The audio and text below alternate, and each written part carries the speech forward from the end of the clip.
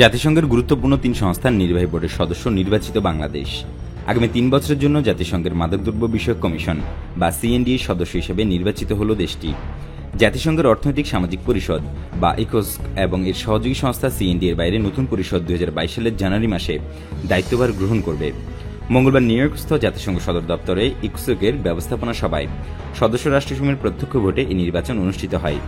বাংলাদেশ ছাড়াও সৌদি আরব, দক্ষিণ কোরিয়া এবং ইরান এশিয়া প্যাসিফিক অঞ্চল থেকে সংস্থাটির কার্যকরী পরিষদের সদস্য নির্বাচিত হয়।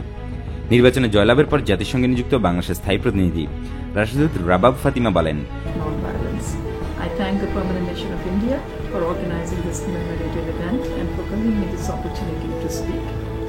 On this auspicious occasion, সিএনডির এই নির্বাচনটি ছিল অত্যন্ত প্রতিযোগিতাপূর্ণ। বাংলাদেশ এতে দ্বিতীয় সর্বোচ্চ ভোট পেয়েছে।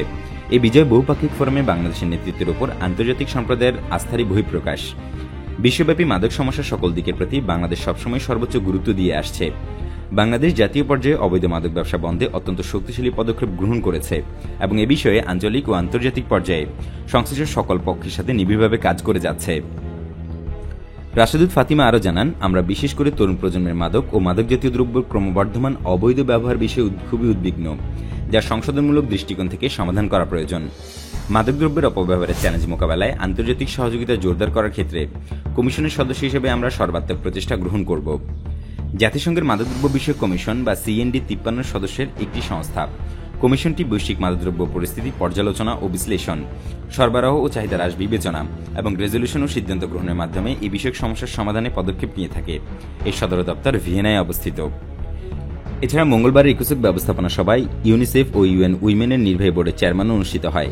উভয় বোর্ডে বাংলাদেশ সদস্য হিসেবে আবারও নির্বাচিত হয়েছে। নতুন এই বোর্ড দুটি জানুয়ারি 2022 থেকে কার্যক্রম শুরু করবে। উল্লেখ্য, বাংলাদেশ বর্তমানে ওই বোর্ড দুটির সদস্য হিসেবে দায়িত্ব পালন করছে।